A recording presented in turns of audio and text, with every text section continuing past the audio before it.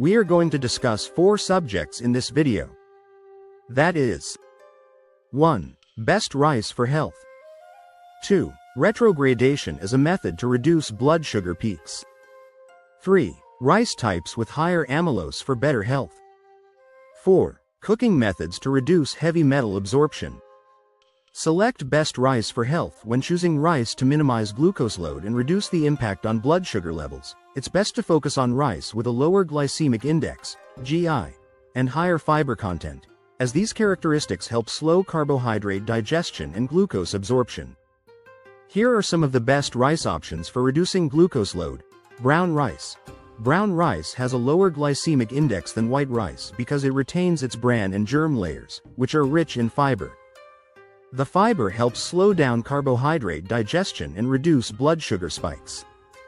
Basmati rice, especially brown basmati, rice, particularly brown basmati, has a lower GI compared to most other types of white rice.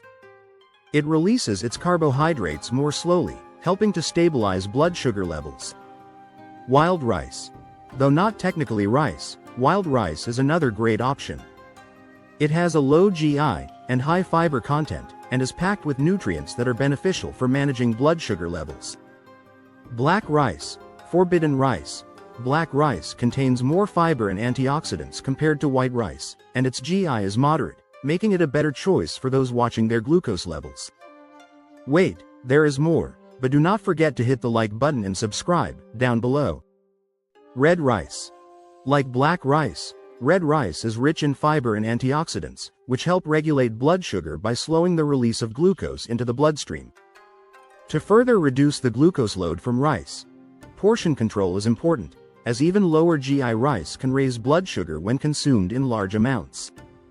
Combining rice with protein, fat, or fiber, e.g., vegetables, beans, or healthy fats, can also help slow carbohydrate absorption and moderate blood sugar spikes. Retrogradation. You're referring to a method called retrogradation, where cooling cooked rice can reduce its impact on blood sugar. This process helps form resistant starch, a type of carbohydrate that resists digestion, resulting in a slower and smaller rise in blood sugar. Here's how it works and the procedure to cool rice to reduce carb load. 1. Cook the rice as usual. You can cook any type of rice, preferably lower GI rice like brown or basmati. Follow your standard rice cooking method, boiling, steaming, etc. 2. Cool the rice after cooking. Once the rice is cooked, let it cool to room temperature. Then transfer it to the refrigerator and cool it for at least 12 hours. This is when the starches in the rice convert to resistant starch. 3. Reheating is optional. You can reheat the cooled rice before consuming it. The resistant starch formed during cooling remains intact even after reheating, meaning the rice will still have a lower glycemic load compared to freshly cooked rice. Why cooling works? Resistant starch formation. During the cooling process, some of the starch in the rice changes structure, turning into resistant starch. Resistant starch resists digestion in the small intestine, meaning it passes to the large intestine where it ferments, producing less glucose and thus lowering the glucose load. Benefits. Lower glycemic response. Studies show that cooled and reheated rice causes a slower release of glucose into the bloodstream compared to freshly cooked rice. Increased satiety. Resistant starch can also promote a feeling of fullness, helping with appetite control. Things to note. Don't skip the cooling step. Cooling for 12+ hours is key to forming resistant starch. Safety. Ensure that the rice is stored properly in the refrigerator to avoid bacterial growth, particularly Bacillus cereus *, which can grow in improperly stored rice. Rice with higher in amylose. Here is a breakdown of amylose content in different types of rice varieties. Amylose is the starch component that plays a significant role in forming resistant starch during retrogradation. Varieties higher in amylose tend to have a lower glycemic index and better potential for retrogradation. Amylose content in common rice varieties. 1. High amylose rice, 25–30% or more amylose, long grain rice, 23–28% basmati rice, 20–28% parboiled, converted rice, 25–28% wild rice, 20-25%. 2. Medium amylose rice, 16-24% amylose, brown rice, long grain, 20-25% black rice, 18-23% red rice, 20-24%. 3. Low amylose rice, 10-19% amylose, medium grain rice, 15-20% jasmine rice, 12-19% sticky, sweet rice, glutinous rice, less than 2% sushi rice, 0.5%. 4. Very low amylose rice, 0.5% amylose, short grain rice, including japonica, 0.5% sticky, glutinous, rice. 0.2% key takeaways. Higher amylose content, 25% or more, is found in long grain, basmati, wild, and parboiled rice, which makes them better for retrogradation and reducing glucose spikes. Medium amylose rice like brown rice or black rice still forms resistant starch but is less effective than high amylose varieties. Low amylose varieties, such as jasmine rice, sticky rice, and short grain sushi rice, are less ideal for retrogradation since they form less resistant starch and have a higher glycemic index. Cooking methods for less heavy metal absorption. Heavy metals, such as arsenic, cadmium, and lead, can accumulate in rice due to environmental contamination.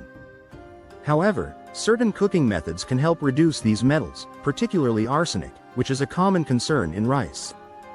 Here are some effective ways to reduce heavy metals, especially arsenic, during rice preparation. 1. Rinse the rice thoroughly. Before cooking, rinse the rice several times under cold running water until the water runs clear.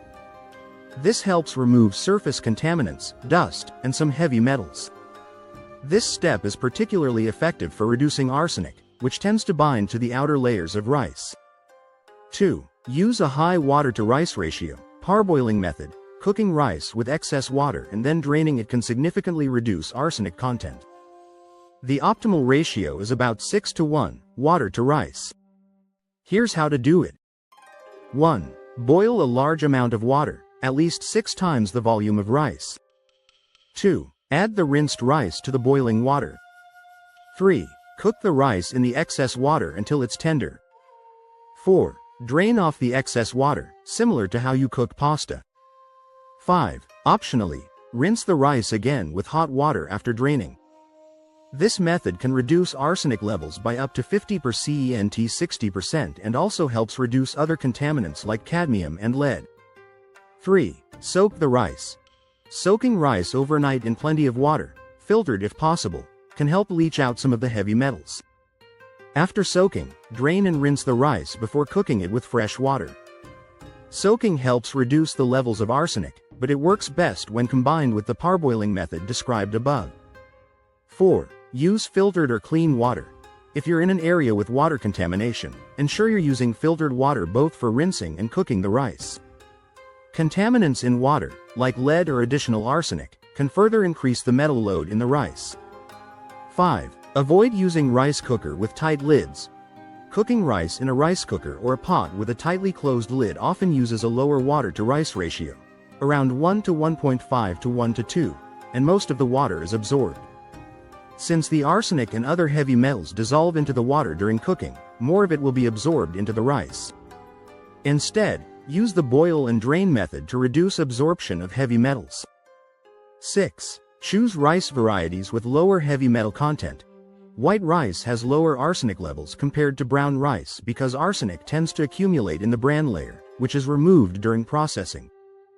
Basmati rice and jasmine rice, especially from regions like India, Pakistan, and California, have lower arsenic levels compared to rice grown in regions with high water contamination, such as parts of Bangladesh or the southern United States. Wild rice is also lower in heavy metals than traditional rice varieties. 7. Cooking in acidic medium, optional. Some research suggests that cooking rice in slightly acidic water, e.g., by adding a small amount of vinegar or lemon juice, can help reduce certain heavy metals, though this method is less commonly used.